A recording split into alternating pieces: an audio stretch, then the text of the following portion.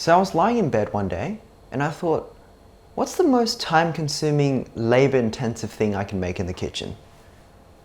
And then I was like, you know what, I'm hungry. Let's just make ramen instead.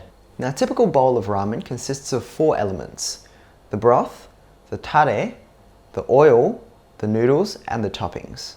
That's 5, isn't it? Now, the broth gives richness and body. It can be made of pork, chicken, or seafood, or even a combination. Tare gives the flavor, and it's usually either shoyu, soy sauce, shio, salt, or miso. For noodles, you got yourself 2 types: the thin, straight white ones, and the thick, wavy yellow ones. For the oil, most ramen shops use lard or sesame oil, but it's really up to your own choice. For toppings, you can put pretty much anything you want, as long as it's not tomato sauce. So ramen isn't that garbage you get pre-packaged from the store. In fact, there's more than 20-something regional variations in Japan. And today, we're gonna make absolutely none of them. First, the broth.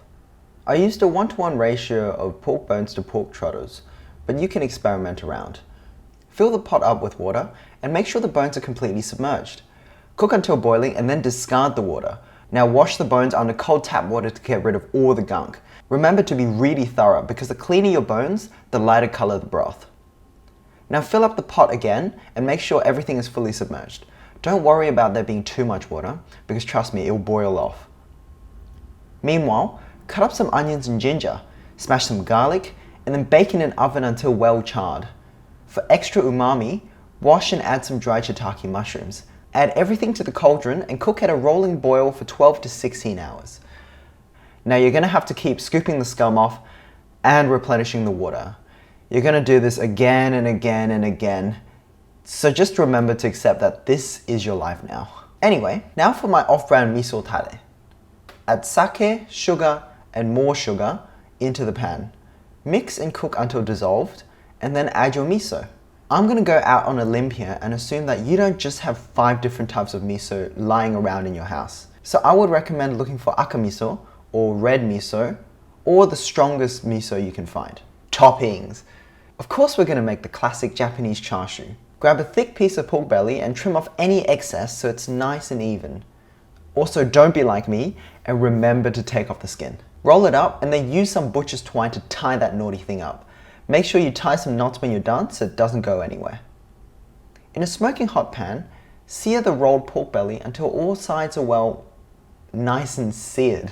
Now find something your belly will fit in and add soy sauce, water, sake, mirin, scallions, and ginger. Now I didn't have a Japanese drop lid to push the log into the sauce, so I just improvised with a plate.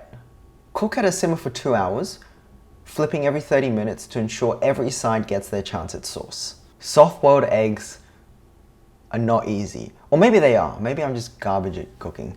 But after lots of trial and error, I found the best way is to boil eggs in cold water for 12 minutes and then put them in an ice bath right after to cool. Carefully peel when fully cooled and then cut in half with a piece of thread to get that nice unbroken yolk. Finally, the oil. Smash and peel lots and lots of garlic cloves. This is optional, but you can also trim some fat off your raw pork belly and render it down for some added heart problems. Next, add lots of oil. Use an odorless oil like vegetable or canola. Cook on medium heat until the garlic turns black.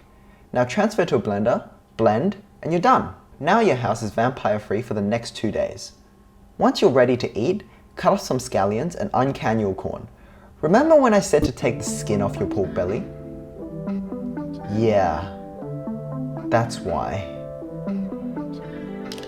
Anyway, time to assemble. Add the miso and garlic oil to a bowl and then pour in the broth. You'll have to experiment around a bit with your ratios since your saltiness may vary. Add the noodles of your choice, place your toppings, and voila! I mean, itadakimasu! You know what? I'm gonna go to bed now.